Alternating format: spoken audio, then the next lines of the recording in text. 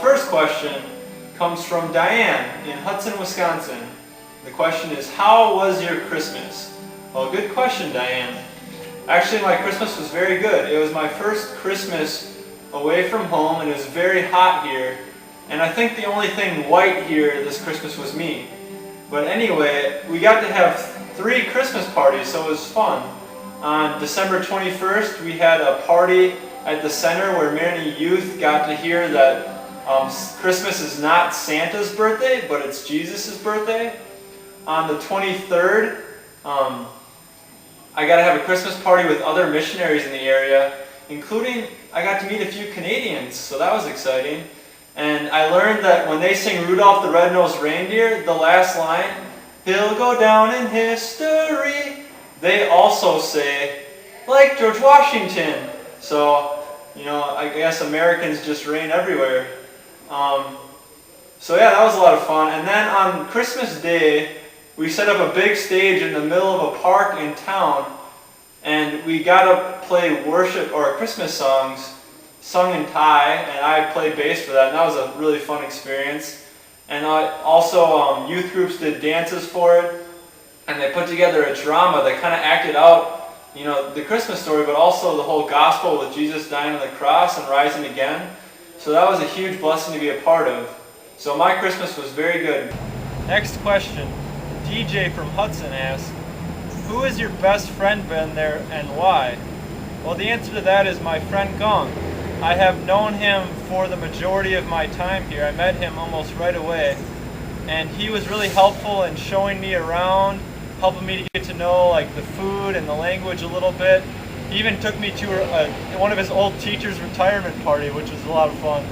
And one thing is, I wanted to be his accountability partner in September when I first got here, but I found out that he wasn't a Christian, so that kind of hurt that.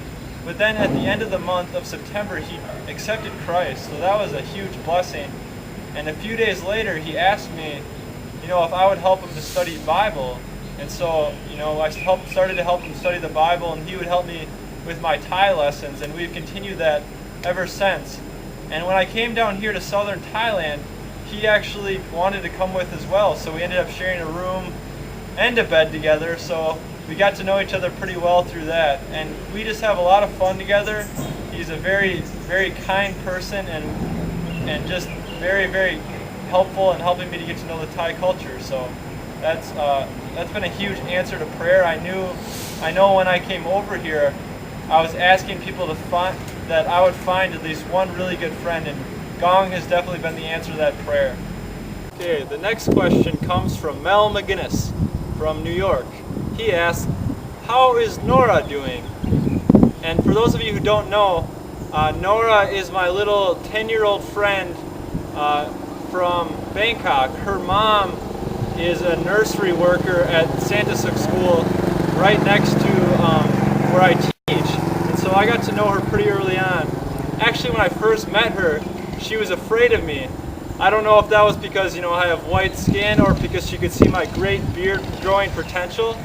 But I have this weird personality thing that when someone's afraid or intimidated of me, which happens more often than it should, I like to make sure that they're not scared of intimidated of me. So I started to try to play games with her whenever I would see her. And over time, she finally started to warm up to me, and we became really, really good friends. We play games all the time together. And so it's just a huge blessing to have her in my life. And actually, Mel, the person who asked this question, really encouraged me because he was in Thailand in September. He encouraged me that I had a great opportunity to be kind of a father figure to Nora, which is kind of weird to me because I'm only 13 years older than her. But he just encouraged me that having an older male pay attention into her life was a huge blessing to her because her dad wasn't around. So I just kind of took it upon myself to be that, and I've absolutely loved it. The disappointing thing is, since I've been in southern Thailand for the last 2 months, I haven't been able to see her at all. But when I go back to Bangkok soon, I'll be able to play with her again, which I greatly look forward to. Next question comes from Greg in sunny Orlando. He asks, from your experience, what are some good ways to build bridges into the Thai culture, and what are the best ways to contextualize the gospel for Thai people? That's a very good question. So good, in fact, that I had to email Greg to clarify it for me. As far as building bridges goes, the reason that I'm over here is to teach English so that people can hear about Jesus. And I found that to be a very effective bridge because many people in Thailand want to learn English. I've been extremely surprised at how much of an international language English is becoming. And so the Thai people want to learn English so they get a better job, so that they can travel, that they can study in English-speaking countries. And so they come, and then through that, I and many other people are able to build relationships with them and show Christ through our lives. And also in our classes, when we read the Bible, they get exposure to the Word of God and hear about Jesus. So that is a very effective way to build bridge. I've also seen John and Ken, men that I work with, teach music and art, which also seems to be an effective way. As far as contextualizing the gospel, my friend John has told me that you need to start with creation, that God created the world, because Thai Buddhism has adopted evolution. They believe in evolution, and so it's important to start with God created the world. And another very important thing is to make sure that they understand that it's not just another religion. They seem kind of to think that religion is a good thing. Religion does good things. They don't really mind other religions, so they kind of maybe accept all of them to a certain extent. But it's important to emphasize the gospel. This is not about earning our salvation. It's about the fact that Jesus paid for our sins so that we could have a relationship with God. Truly emphasizing that relationship. Because Thai Buddhism believes in making merit. You do good things so that you can make it to heaven, or to nirvana, basically. And Daniel from St. Paul asks, from your experience, do you think that full-time missions is something that you would like to do with your life? Well, that's a very good question, Daniel. And my answer is that I'm not sure yet. I know that I want to be a part of what God's doing in the world, because He's doing many great things outside of America.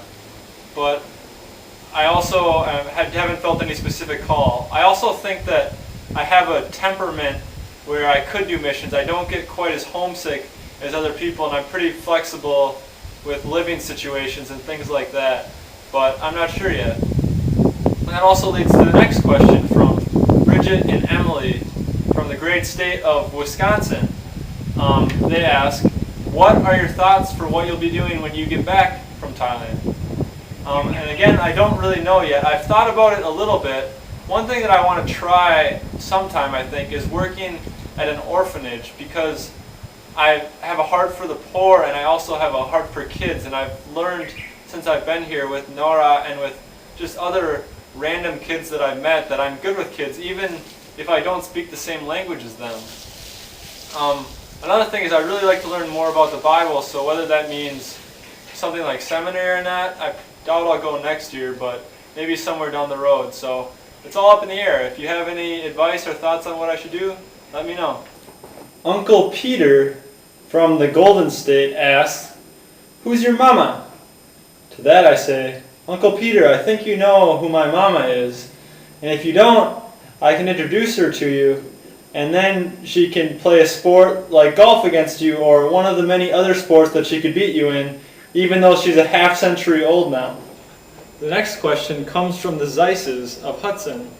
The question is, where are you in Thailand right now, and why are you there?